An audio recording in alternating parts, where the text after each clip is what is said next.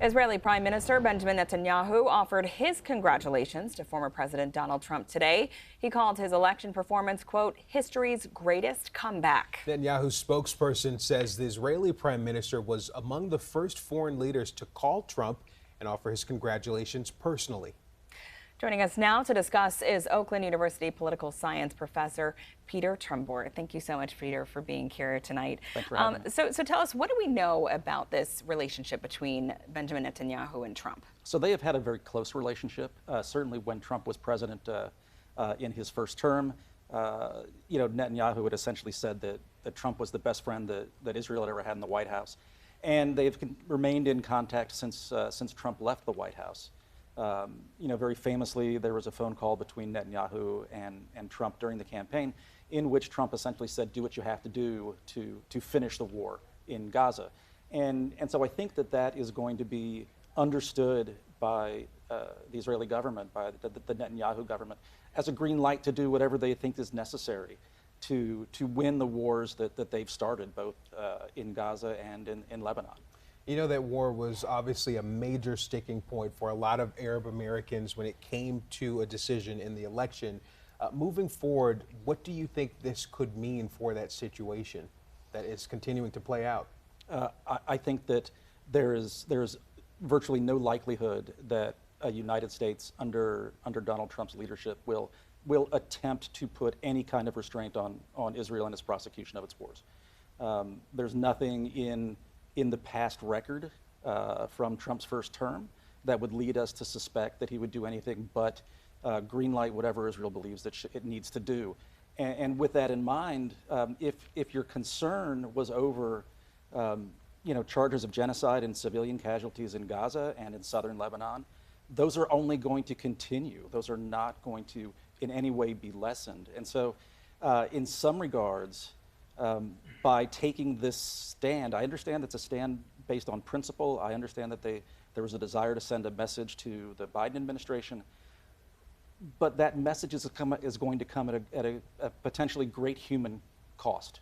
And I think that those who advocated for that position, both Arab Americans and progressive pro-Palestinian voices in the Democratic Party and on the left, are going to have to acknowledge that that's just the reality that's going to be coming down the pike. And we heard throughout his campaign Trump sounding very confident that he can effectively end conflicts around the world, including the war in Gaza and now Lebanon and in Ukraine. What will this look like in January? It's somewhat comical to believe that all Trump has to do is to pick up a telephone and make a single phone call and then everything is done. It just does. The diplomacy doesn't work that way. Certainly,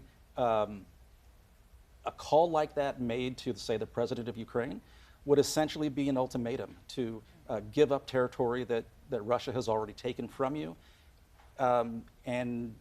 or face a complete cutoff of American military aid. I suspect that's the kind of call that might be, right? And so what would a call like that look like for Israel and Gaza and Lebanon? It certainly wouldn't be placed either to Hezbollah or Hamas. It would be placed to the Israeli government. And I think that call would be what it was during the campaign. That is, do what you think you need to do. So, a lot of what Trump has said is, I would have to call empty boasting and posturing, but I don't think there's any substantive content behind those statements. With that being said, for a lot of those people who chose to not vote or who voted a different way, depending on how they felt about the war, what do you see for their future in terms of hoping to see some positive change to end this war? I think they're going to be sadly disappointed. I think if they are worried, if their concern is for their families and their friends, being victimized by the Israeli military and by Israeli occupation, that's not going to change under Trump's leadership. In fact, it has the very real prospect of being accelerated. And you said something really interesting before this interview, that Arab Americans are perhaps as excited about this result potentially as are right-wing conservative Americans. Arab Americans across Michigan and other parts of the United States have been as gleeful about this outcome as the right-wing government of Israel. And I think that that's ironic, given that they rightly view Israel as the source of the suffering of their kinmen or their kinfolk.